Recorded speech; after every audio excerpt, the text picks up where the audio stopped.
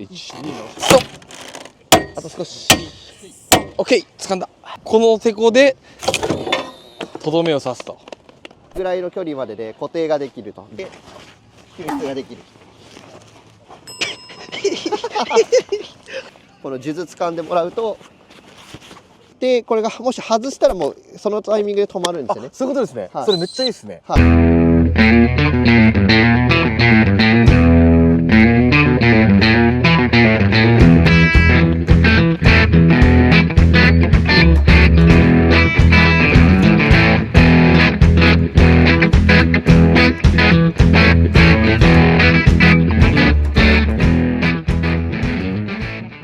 改めましてお久しぶりです。ご無沙汰しております。ご無沙汰しております。オフィサー R2 の大西と申します、はい、ロープレスキューの講習をさせていただいてます。3年前ぐらいにですね、大西さんから実際に私もロープレスキューを習わせていただいて、今回のこのリットジャパンどうですか？まずやっぱりスタッフなんですよね。これだけのことやろうと思うとどの大会もそうし、うちも大会やってますけど、それも全部やっぱスタッフの熱量ないとやっぱできないので、やっぱスタッフがこれだけこの地域で集まったっていうのはすごい素晴らしいことだし、参加してるチームもすごい訓練してるチーム来てるので、やっぱりレベルの比較的高い訓練になってるかなと思います。今後のやっぱり展望としてやっぱこういうことがもう一過性のイベントじゃなくてね、やっぱり全国的に取り入れられていくべきだと思いますし、ロープレスキューで今そうなってるように、この火災救出だったり火災の安全管理っていうものに関してみんながね、興味を持っていただく機会にきっとなるんじゃないかなと思ってますので、いや、本当にいいスタートだと思います。そう、1回目のこのビーコスのやつを見た時になんかもう胸が熱くなるっていうか、熱くなりますね。あ、やっぱこれだよな消防っていうのがですね、見えてめちゃくちゃかっこいいなと思いました。大西さんがこの展示してもらっているところにも火災に使いそうなやつが教えてもらっていいですか？一番最近全国的に注目として大きいのがこのオートロールムーニングカラーって言って、空気呼吸器の右の腰のところにつけていただいて、ホースと隊員が自己確保を取れるようにしている資機材ですね。今この状態だと 1.2 メートルで、じゃあ持っていただいて、1.2 メートルでバディ感がですね、手の届くぐらいの距離までで固定ができると。でこれがロックが解除されると6メートル6メートル、はい、6メートル延長できるということで、火災検索、大体日本の家だったら1室ぐらいは十分検索できる距離をお互い取れるっていう、こういう資機材になります。これはなんていう名前？これがムーリングカラーという商品で、基本的にはこうホース皆さん持って侵入されますので、こうついてるだけなんですけど、非常時にどうしても脱出しないといけない時とかに、これがスライドしてくれますので、退出する時に普通はホースを手で持ってもらいますけど、例えばホースが圧が抜けたりとかして分かんなくなった時とかは、この数珠掴んでもらうと退出できますので、例えば今みたいにこう要救助者救出してくる時なんかにホースをこうたどりながら引っ張るのすごい大変なので、手入れてもらったりとかした時にホースを落としにくいっていうような資機材になります。こういうループになったりした時はもう外してもらう必要が出てきちゃうんですけども、ホースがきれいに延長されてれば結合金具もこのボールによって乗り越えることができますので、通常最近だったらこうテープスリングを巻いたりとかして確保を取られてる本部さんもありますけど、そういったものと比べると利便性とか安全性が大幅に向上する資機材になりますので、ぜひ検討していただければなと思います。結局この摩擦がですね、そうですね、もうすごいですもんね。一つ2つ角を曲がってしまったらこのホースも動かんで、ロープのやり方もあります。ロープもいかんで、戻ろうとしてもっていう時はやっぱここがコロコロなっとるから動きやすいと。そのどちら製の商品といいますか？これフランスのコラントっていうメーカーの商品になります。これはもうオフィス R2 さんで購入可能なんですか？そうですね。で西日本は弊社オフィス R2 で担当してまして、東日本、あと北海道っていうところで別の会社でこう分担して営業してますので、また弊社で結構ですので問い合わせいただいたら担当につなぎますので。そういうことですね。火災のこの屋内侵入についてはもう本当大きなテーマじゃなかですか。やり方にしてもロープを使ってするのかとか、いろいろなこの基準とかありますけど、こういう屋内侵入に特化した機材をですね導入して、で訓練をしてこのようなことにならないようにすると。で一応弊社の方ではこういう資機材の取扱説明と兼ねた形で、短いと3時間ぐらいで、長かったら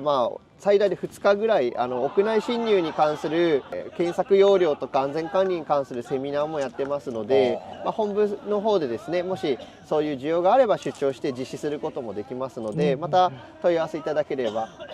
取扱説明だけであれば基本的には無償で西日本各地お伺いしてますので、お声掛けいただければと思います。ね、資機材を持っているだけではどうにもならないので、正しい使い方であったりとか、はい、注意事項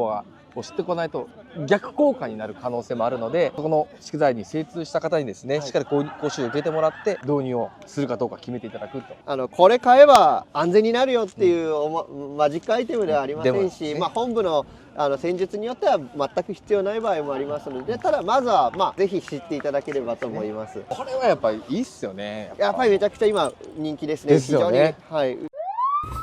マス TV。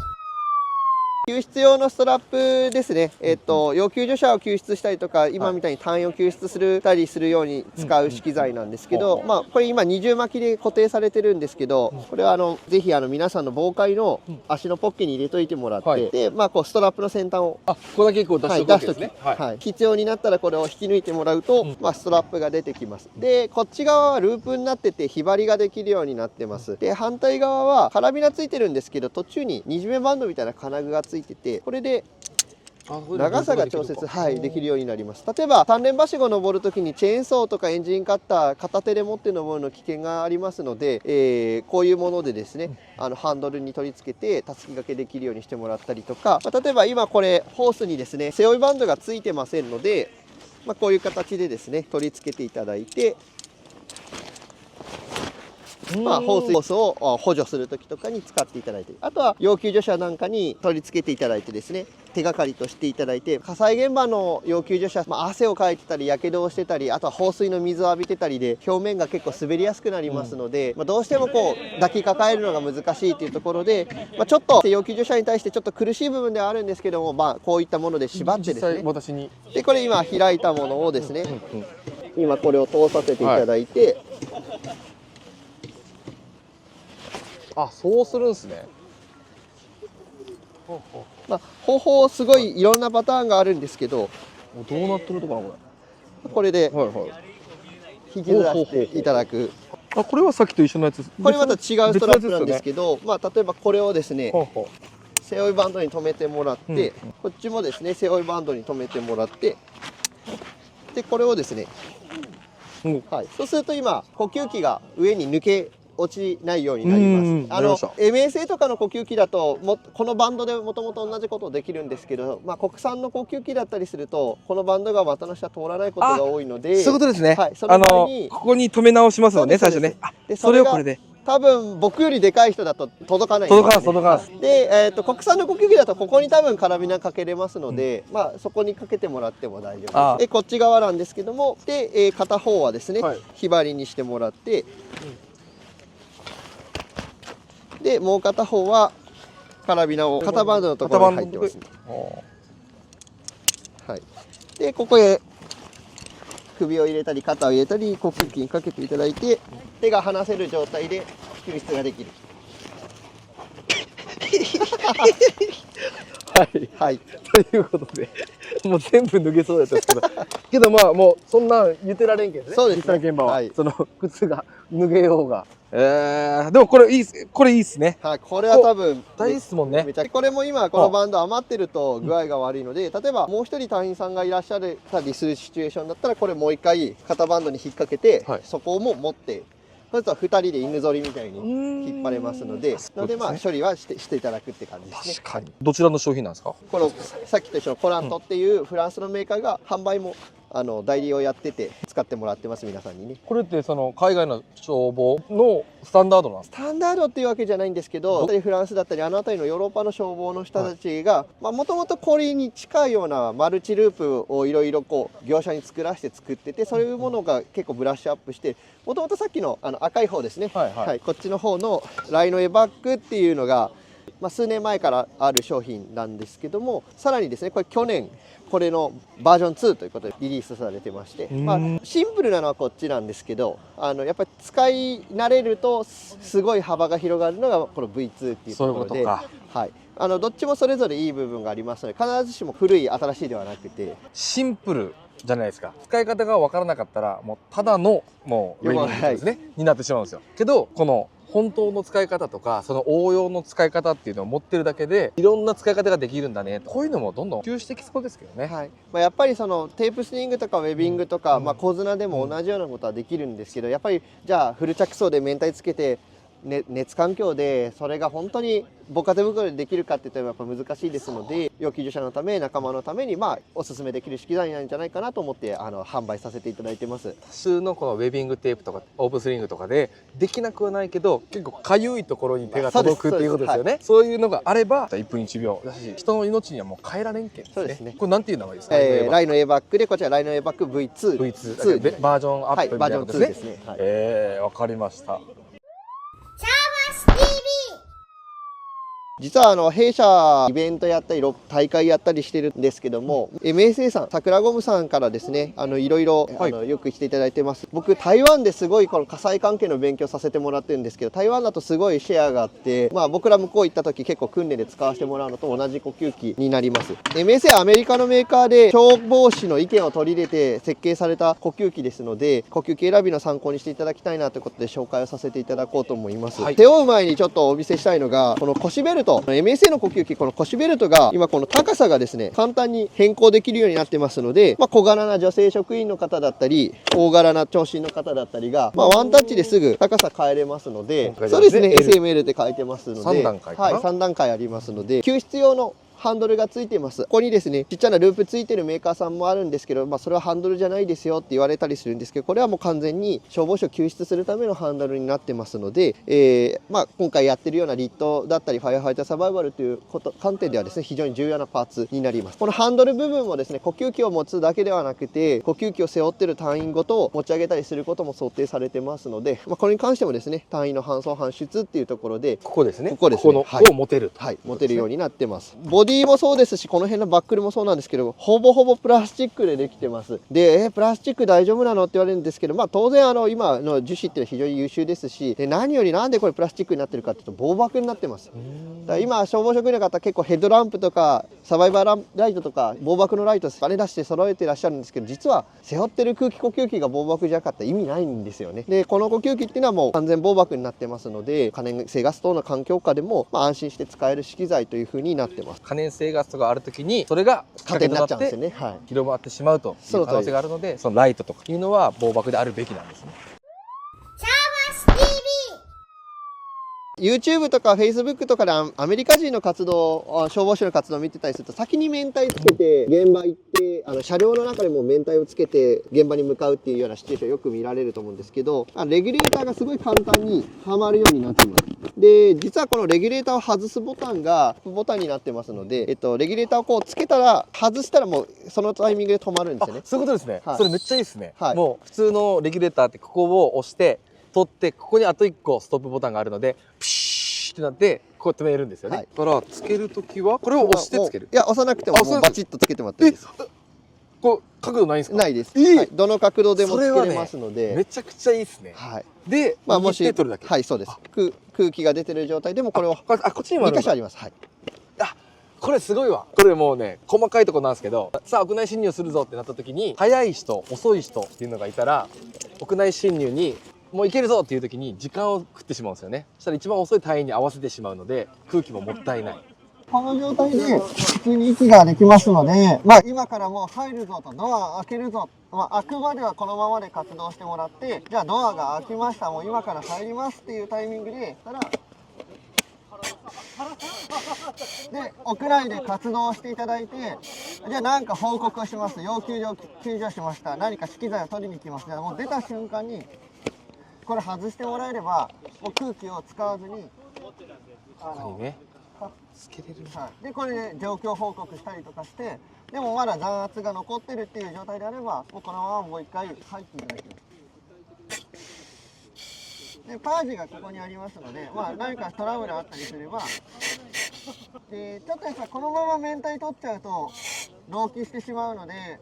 日本の消防職員の方だとちょっとこう慣れが必要に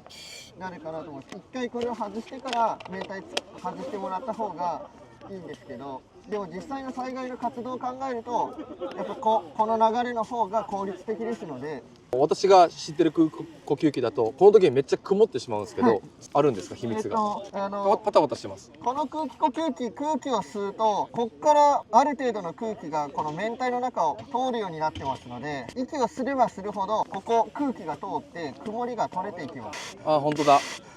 息のしづらさはまあ普通よりかちょっと劣るぐらいな感じなんですか？国産の呼吸器と比べると息がちょっとしにくい、この状態では息がちょっとしにくいです。これも実際に台湾とか行って日本の呼吸器使ってる消防さんが使うとみんなびっくりしますね。以前の MSA のこれの前の方の綿体は結構海外の人の顔に合わせて作られてて、フィット感がすごい低くて痛かったとかいろいろご意見があったみたいなんですけど、今のこの方は結構アジア人の顔にもフィットするようにできてますので、ちゃんとサイズもありますんで日本の消防職員の方でもおすすめできるかなと。でさっきも清少さん言われたようにですね、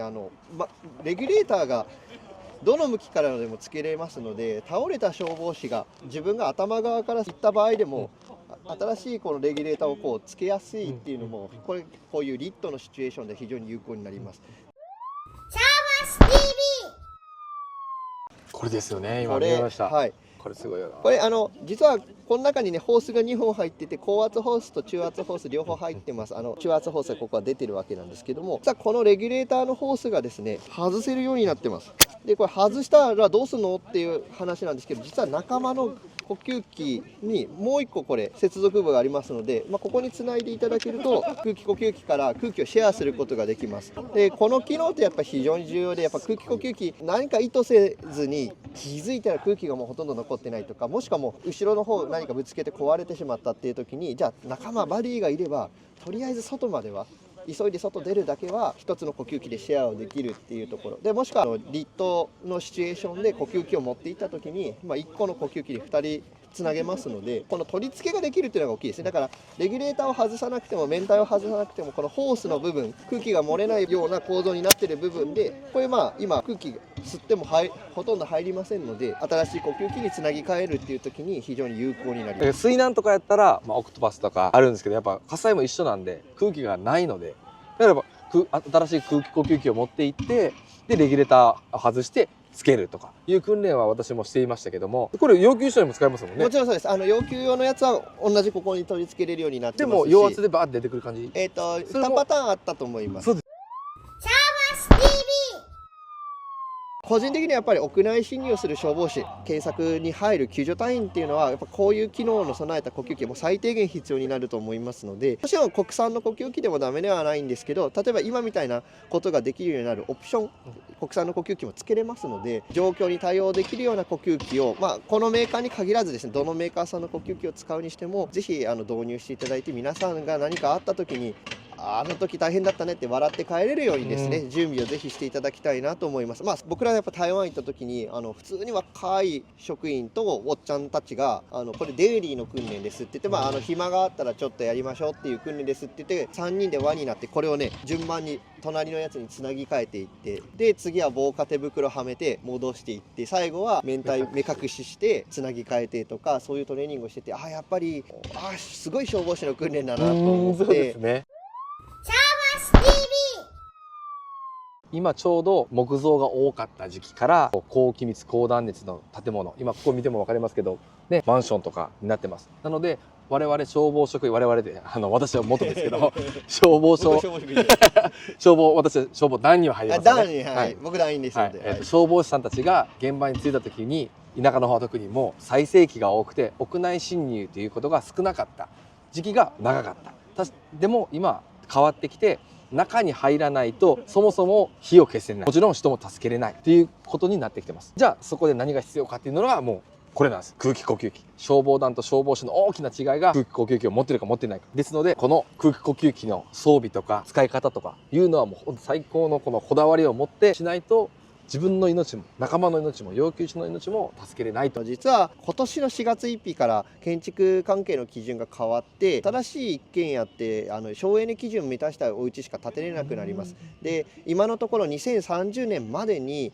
ゼッチ基準って、お家建てられた方は分かると思うんですけど、ゼッチ基準に適合したお家じゃないと建てれないように法令改正される予定になってます。昔は屋内侵入っていうのは都市部の消防がやることだみたいなのが昔あったと思うんですよね。今後一軒家でで屋内侵入をしないといけない、もしくは皆さんが着いた時にまだ今なら入れるっていうチャンスが生まれるようになってくるんですね。